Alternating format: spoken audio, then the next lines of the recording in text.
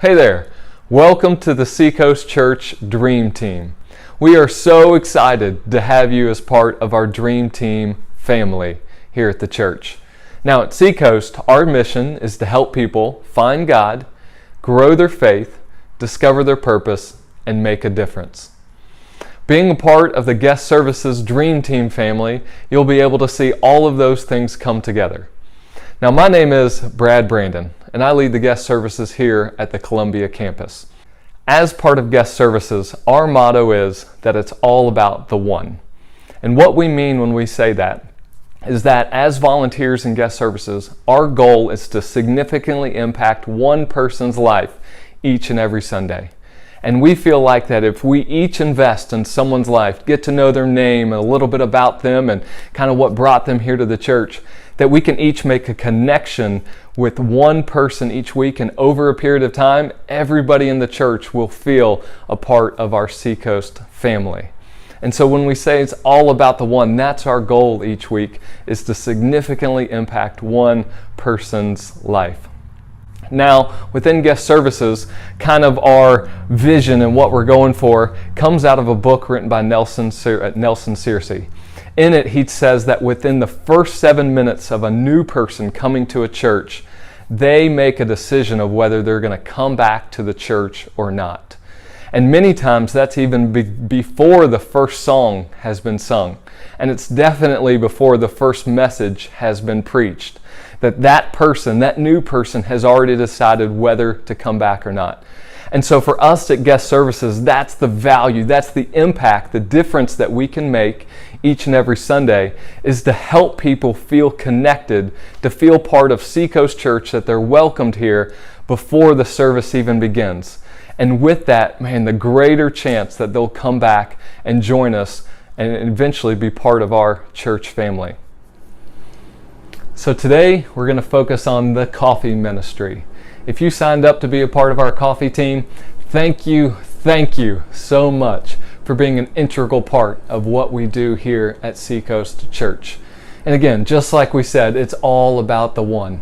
And so for a new person that's coming to the church, it's kind of nervous or anxious about meeting people and different things like that. And what a huge opportunity it is for us to have fresh, brewed, hot coffee waiting right outside of our front doors for them when they come to Seacoast. And that just pushes away any nerves, that just washes away anxiety, and that allows them to feel comfortable with something that most Americans do almost every day, and that's to have a cup of coffee as they start their day. So it's such a significant part of what we do here at Seacoast to offer coffee for all of our first-time guests and regular attendees. So now, let's jump into kind of some of the nuts and bolts, some of the tips about being a coffee team volunteer. One of the first and most important things is to show up on time. I can't tell you, man, coming late to brew coffee, there is no rushing the process. This brewer takes the same amount of time every Sunday, regardless if you come early or late. So if you come late, it's a missed opportunity to be able to have coffee out front before our first service for all of our first-time guests and regular attendees. And that's not something that we want. We want to be able to have a great first impression, because we only get one first impression, so we want to make the best one possible. And having that coffee ready to go before service is such an important part of doing that. So we ask all of our coffee volunteers to get here about an hour and 20 minutes before the first service. That'll give you plenty of time to brew all the coffee, to go ahead and get it set up out front, and then to have everything ready to go about 20 or so minutes before the service. And so that's kind of what the goal is to be here an hour and 20 minutes before service, and then to have everything set up and ready to go at least 20 minutes before the service begins. So let's kind of jump into some of the different ways that we can do that. And if at any time you feel like, man, you didn't take notes or you forgot what we talked about, over here on our cabinet next to the coffee machine, I've got the directions printed out. Coffee setup and then ultimately coffee breakdown. And so that'll kind of give you some refresher. So just feel free to be able to watch and enjoy and kind of see how everything works. So one of the first things it says to do is turn on both switches on the back left and right side of the coffee machine. And so right here on the back, there's a switch that goes up and down. There's another one here on this side that goes up and down. And so we'll want to turn both of those on. That'll start to heat up the water that's in the back of the tank. Then we go ahead and turn on the red switches on front that say on. The light comes on. And then it takes probably, about 10 or so minutes for the water to heat up. And then when it's ready, this green ready light will come on. And so that's when you'll know that you're ready to hit the start button and coffee will go. So before you hit the start button, we've also got to put our grounds in there. So in the drawer next to the coffee, it says coffee bags on the drawer.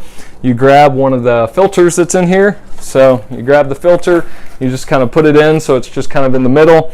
And then we've got little individual bags of coffee.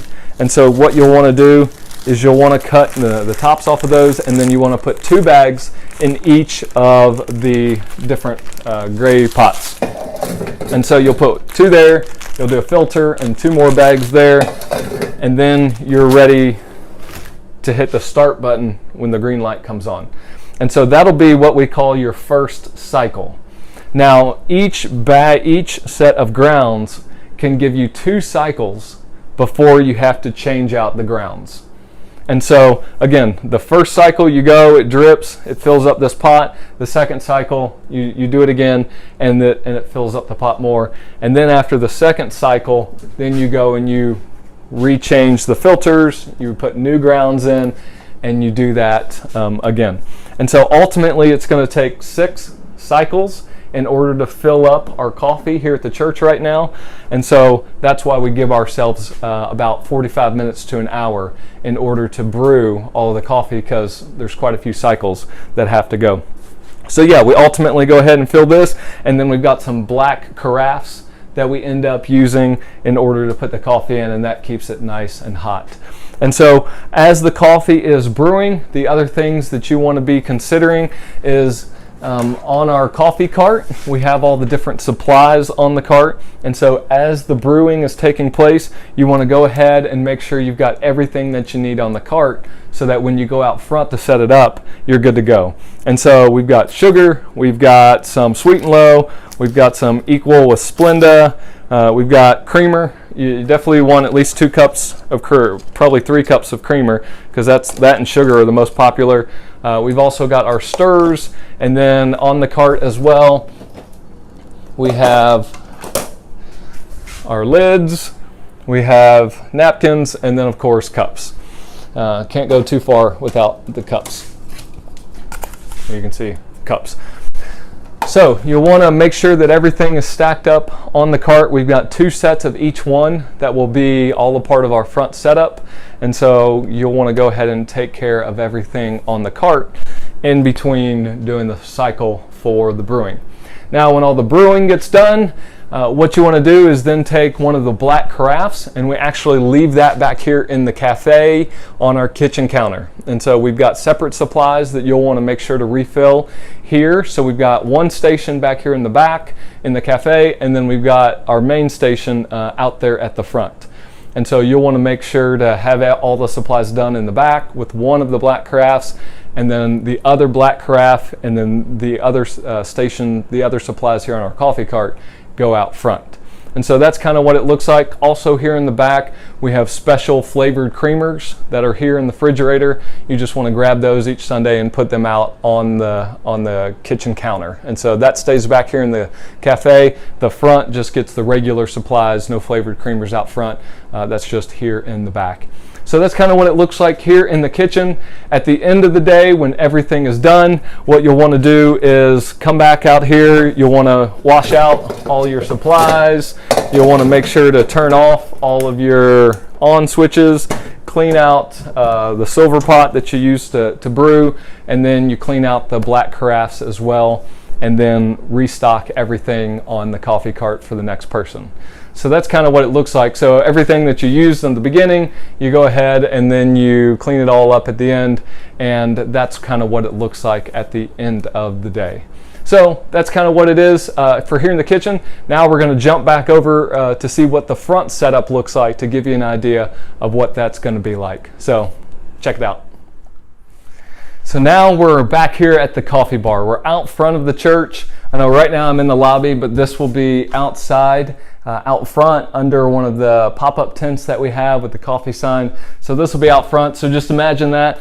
So what we're going to do is we're going to add all of our coffee supplies up here, but there is a little bit of a science to it. So we start off with our black carafe. So that's what we filled up back in the back. So we go ahead and put that there. We always want to put one of the little drip things underneath it. So we'll put that, the coffee thing, carafe goes in the center. Then we want to go ahead and grab all of our cups, and we want to put those next to the carafe.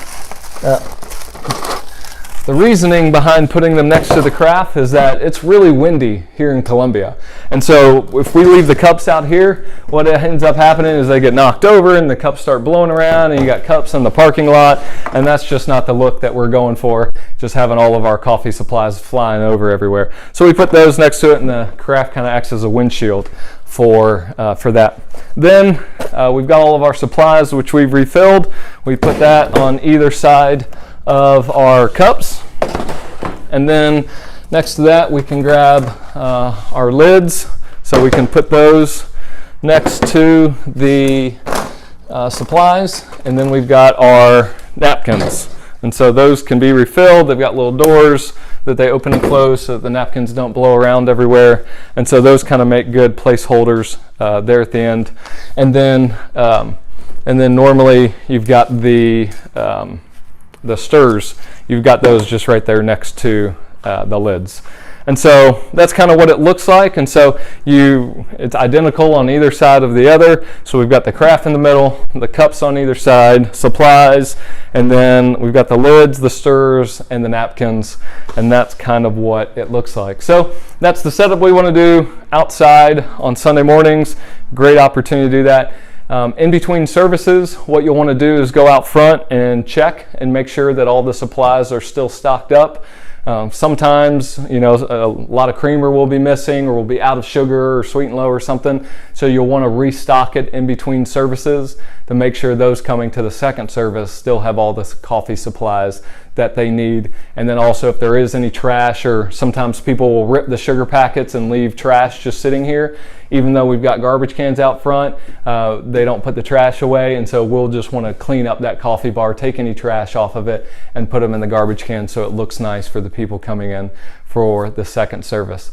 So that's kind of what it looks like at the end of the second service. Feel free to go ahead and take all this down, put it back on the cart, and take it back in. Someone else will move the coffee bar at the end of the day, so don't worry about moving that, but just take all the coffee supplies and then go back and clean it, and that'll make it a wrap. And so hope that you've enjoyed this coffee training. Thank you again so much for being a part of our Dream Team family. Again, you are helping bring down walls for people that are nervous and anxious and sometimes fearful, even checking out a church for the first time. So that cup of joe, that cup of coffee is going to be huge in helping them just be open to connecting with others, introducing themselves, and feeling a part of our Seacoast family. So we can't say thank you enough for helping volunteer and be a part of our coffee team. God bless you. Have a great day.